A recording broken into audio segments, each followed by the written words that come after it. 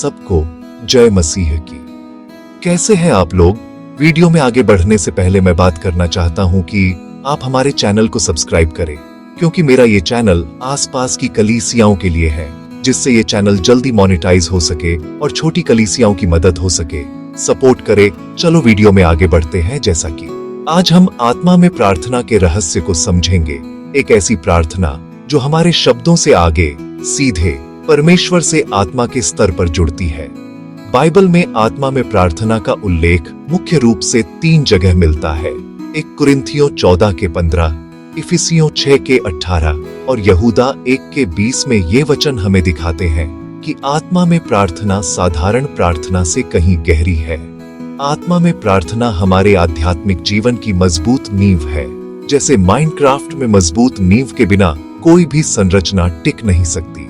यह प्रार्थना हमें सिखाती है कि कैसे अपनी इच्छाओं से ऊपर उठकर परमेश्वर की इच्छा के अनुसार प्रार्थना करें। आज हम जानेंगे कि आत्मा में प्रार्थना का असली अर्थ क्या है। क्या यह कोई जादुई भाषा है या दिल की एक अवस्था? तो चलिए इस आध्यात्मिक खोज में मेरे साथ कदम बढ़ाइए।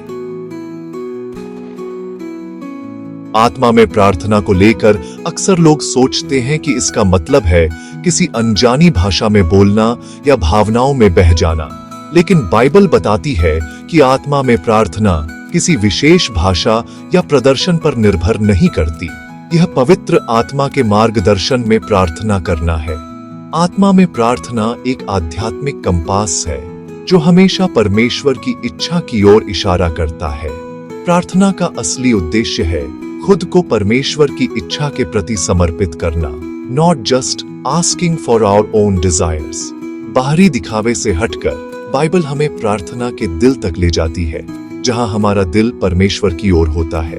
आत्मा में प्रार्थना एक गहरी व्यक्तिगत बातचीत है जो शब्दों से परे हो सकती है। प्रेरित पौलुस आत्मा में प्रार्थना का स्पष्ट नक्शा देते हैं। मैं आत्मा से भी प्रार्थना करूंगा और बुद्धि से भी। आत्मा से प्रार्थना का अर्थ है पवित्र आत्मा के निर्देश में दिल की गहराई से प्रार्थना करना, शब्दों में हो या न हो। बुद्धि से प्रार्थना है समझ के साथ स्पष्ट शब्दों में प्रार्थना करना। पौलुस बताते हैं कि दोनों जरूरी हैं। जैसे माइनक्राफ्ट में एक अच्छी तलवार के लिए लकड़ी और लोहा दोनों चाहिए। इफिसियों 6:18 में आत्मा में प्रार्थना को एक आध्यात्मिक हथियार बताया गया है। यह हमारी प्रार्थनाओं को और प्रभावी बनाता है। आत्मा में प्रार्थना हमारे विश्वास को पोषित करती है।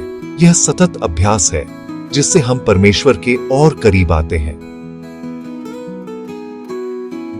क्या आत्मा में प्रार्थना और अन्य भाषा में प्रार्थना एक ही है? नहीं, ये 2 अलग अलग बातें हैं। अन्य भाषा में बोलना एक आत्मिक वरदान है जो कुछ लोगों को मिलता है। आत्मा में प्रार्थना हर विश्वासी के लिए है। यह पवित्र आत्मा के अधीन प्रार्थना करने का तरीका है, चाहे किसी भी भाषा में हो। पौलुस कहते हैं, मैं आत्मा से भी प्रार्थना करूंगा और बुद्धि से भी। यह दिखाता है कि आत्मा में प्रार्थना केवल अन्य भाषा नहीं है। आत्मा में प्रार्थना एक सार्वभौमिक निर्देश है, न कि एक विशेष वरदान। मुख्य बात है पवित्र आत्मा के मार्गदर्शन में प्रार्थना करना, चाहे आप किसी भी भाषा या तरीके का उपयोग करें। आत्मा में प्रार्थना का सबसे व्यावहारिक रूप है मन में प्रार्थना करना, जिसे आप कहीं भी कभी भी कर सकते हैं। यह आपकी व्यक्तिगत इन्वेंट्री का कीमती औजार है। बिना किसी को बताए आप परमेश्वर से जुड़े रह सकते हैं। चलते फिरते, काम करते हुए या कोई भी काम करते हुए आप मन ही मन परमेश्वर से बात कर सकते हैं।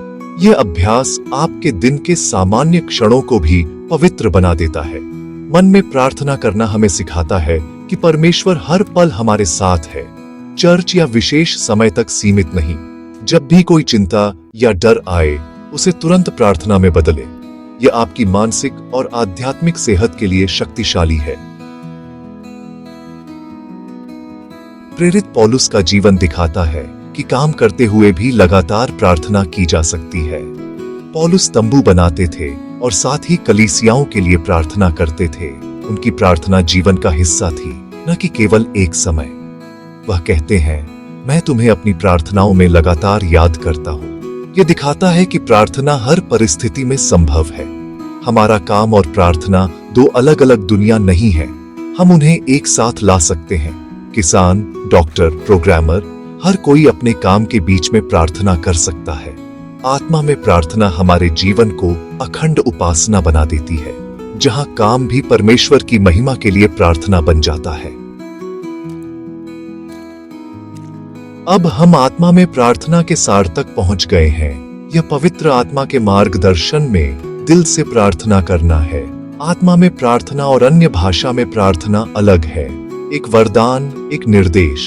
कोई भी, कहीं भी, किसी भी भाषा में आत्मा में प्रार्थना कर सकता है। मुख्य बात है, प्रार्थना का स्रोत और दिशा पवित्र आत्मा हो।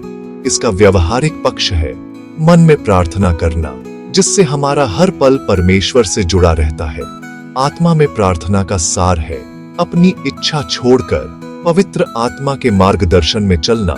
यह हर उस व्यक्ति के लिए उपलब्ध है जो सच्चे दिल से परमेश्वर से जुड़ना चाहता है। ऑलराइट, तो आज के वचन से हमने सीखा कि आत्मा में प्रार्थना करना क्या होता है। अगर आपको हमारा यह वीडियो अच्छा लगा तो चैनल को सब्सक्राइब करें, लाइक करें, कमेंट जरूर करें। सबको जय मसीह।